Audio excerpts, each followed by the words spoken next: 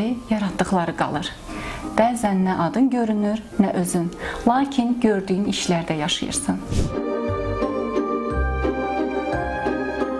Biz Altay müəllimlə 50 il yaşamışıq, həyat qurmuşuq. Çox yaxşı adam idi, yaxşı həyat keçirtmişik.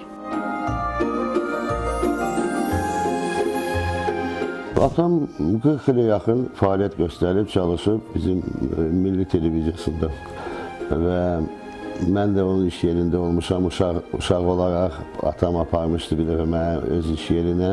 İlk olaraq mən bir otaqda o qədər televizor onun otağında gördüm.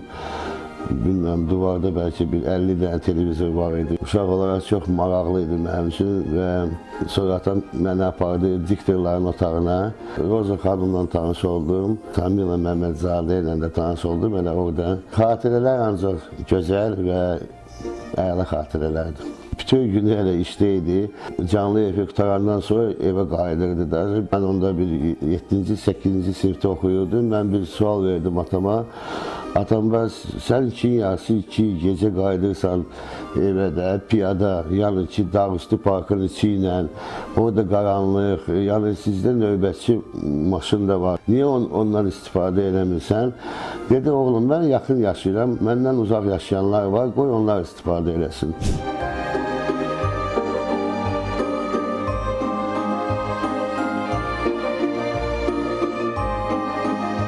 Mənim babam Manaflı Altay, 40 ilə yaxın Azərbaycan Altay baba, 40 ilə yaxın Azərbaycan televiziyasında çalışmışdı.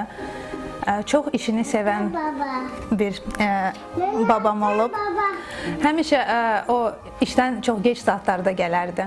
Amma hər dəfə gələndə yorğun olsa belə üzündəki nuru hələ indiyənə kimi yadımdadır. İşi ilə bağlı mənə danışdığı o yadımdadır ki, o deyirdi ki, obyektiv səhvləri bağışlamır. O həmişə deyirdi ki, öz işində çox dəqiq idi deyə, deyirdi ki, həmişə dəqiq olmaq lazımdır.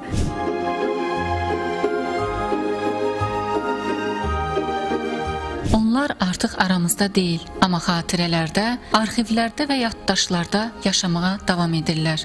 Mədinə Cəlal, Əli Abbaslı, Səhər Çağı.